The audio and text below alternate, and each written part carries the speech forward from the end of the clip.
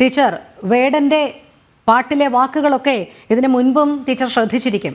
ഇപ്പോൾ പ്രധാനമന്ത്രി നരേന്ദ്രമോദിയെ അധിക്ഷേപിച്ചുകൊണ്ട് വേടൻ 5 വർഷം മുൻപ് യൂട്യൂബിൽ അപ്ലോഡ് ചെയ്ത വീഡിയോ അങ്ങേയറ്റം വിവാദമായിരിക്കുകയാണ്. പ്രധാനമന്ത്രി നരേന്ദ്രമോദിയെയാണ് കപട ദേശീയവാദിയെന്നും തീവ്രവാദിയെന്നും ഒക്കെ പരാമർശിച്ചുകൊണ്ടുള്ള ആ പാട്ട് വേടൻ പാടിയിരിക്കുന്നത് എന്നാണ്. സർക്കാരിൻ്റെ സംരക്ഷണം വേടന് തുടർന്നും ഉണ്ടാകുമെന്നറിയാം. കാരണം അതിൻ്റെ ഉത്തമ ഉദാഹരണമാണ് പോലീസ് ഇത് കണ്ടില്ലെന്ന് നടിക്കുന്നതും ഒരു നടപടി പോലും തുടർന്ന് എടുക്കാത്തതും. എന്തായാലും ഇത്തരത്തിൽ സമൂഹത്തിനുള്ളിൽ ഒരു ജാതീയമായ ചിന്ത വളർത്തുക, അതിൻ്റെ പേരിൽ ഒരു മുതലെടുപ്പ് നടത്തുക, അതിൽ നിന്ന് തീവ്ര ഇസ്ലാമിസ്റ്റുകൾക്കും കപട ദേശീയവാദികൾക്കുമൊക്കെ വേണ്ടിയിട്ട് വേടൻ സംസാരിക്കുക, വേടൻ ഒരു ഉപകരണമാകുക, അതുതന്നെയല്ലേ കാലാകാലങ്ങളായി തുടരുന്നത്?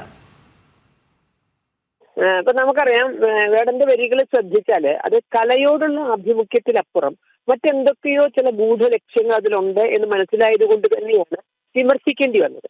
ഇപ്പോ ലങ്കയിലെ പുലികളുടെ ദാഹം മാറാതെ അലയുന്നു എന്ന് പറയുമ്പോൾ ലങ്കയിലെ ഒറിജിനുള്ള അല്ലെങ്കിൽ ലങ്കയുമായി ബന്ധമുള്ള വേടൻ അത്തരത്തിലൊരു പുലികളുടെ എങ്ങനെയാണോ ശ്രീലങ്കയെ പുലികൾ നശിപ്പിച്ചത്, എങ്ങനെയാണോ അവിടുത്തെ സ്വസ്ഥത കെടുത്തിയത്, എങ്ങനെയാണോ ഒരു ഭാരത പ്രധാനമന്ത്രി വരെ അവരുടെ ഇരയായി മാറിയത്, അപ്പൊ ആ ഉദ്ദേശവുമായി കേരളം എന്ന ഇത്തിരി പോന്ന ഈ സംസ്ഥാനത്തിന്റെ സ്വസ്ഥത കെടുത്താൻ വേണ്ടി അതുപോലുള്ള പുലികളുടെ പ്രവർത്തനം ഇവിടെ നടത്തുക എന്ന ദുരുദ്ദേശത്തോടു കൂടി ഒക്കെ കലയെ അതിനൊരു മീഡിയമായി ഉപയോഗിക്കുന്നുണ്ടോ എന്ന് നമുക്ക് സംശയിച്ചേ മതിയാകൂ.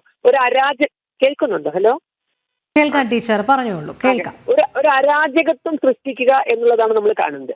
വേടനൊരു ടൂൾ മാത്രമാണ്, മറ്റാരോ വേടനെ ഉപയോഗിക്കുന്നുണ്ട്. അപ്പോൾ അതിൽ ഇത്തരത്തിലുള്ള എല്ലാം നമുക്ക് രാഷ്ട്രവിരുദ്ധ ശക്തികളുടെ മുഴുവൻ പ്രവർത്തനം നമുക്കതിന് സംശയിച്ചേ മതിയാകുള്ളൂ. അതിൽ ജിഹാദികൾ ഉണ്ടാകാം, തീവ്ര ഇടതുപക്ഷ ചിന്താഗതികൾ ഉണ്ടായിരിക്കാം, അർബൻ നക്സലുകൾ, ഇവരുടെ എല്ലാവരുടെയും കയ്യിലെ ഒരു ഇരയായി അതിസമർത്ഥമായി ഉപയോഗിക്കുന്നുണ്ട്. അപ്പോ തീരെ നിഷ്കളങ്കമല്ല വരികൾ നമുക്ക് മനസ്സിലായേ പറ്റൂ. കാരണം മോദിജിയെ എതിർക്കാൻ ഏത് പ്രധാനമന്ത്രിയെയോ മുഖ്യമന്ത്രിയോ ഏത് ഭരണാധികാരിയെയോ എതിർക്കാൻ ജനാധിപത്യപരമായി ആർക്കും സ്വാതന്ത്ര്യമുണ്ട്. പക്ഷെ ആ വരികൾ ശ്രദ്ധിക്കുക, അത് ഭരണത്തെ വിമർശിക്കുകയല്ല, അത് ഏതെങ്കിലും ഒരു നടപടിയെ വിമർശിക്കുകയല്ല, വ്യക്തിഹത്യ നടത്തുകയാണ്. അതായത് തങ്ങൾക്ക് ഇഷ്ടമില്ല, രാജ്യത്തെ ശരിയായ വഴിയിലേക്ക് കൊണ്ടുപോകുന്ന ഒരു വ്യക്തിയെ ഞങ്ങൾക്ക് ഇഷ്ടമല്ല എന്നുള്ള നിലയിൽ അദ്ദേഹത്തെ വ്യക്തിഹത്യ നടത്തുക എന്നത് മാത്രമാണ് ആ വരികളിലൂടെ നടക്കുന്നത്. അതല്ലാതെ ഈ അടുത്ത അല്ലെങ്കിൽ അല്ലെങ്കിൽ ഇന്ന വികസന പരിപാടി ശരിയല്ല അല്ലെങ്കിൽ രാജ്യത്തിന് അത്തരം കാര്യങ്ങളൊന്നുമല്ല ഇവിടെ പറയുന്നത്. അപ്പോൾ വേടന്റെ വരികൾ ശ്രദ്ധിച്ചാൽ വേടൻ നാടനോ കാടനോ വേടനോ അല്ല, മറിച്ച്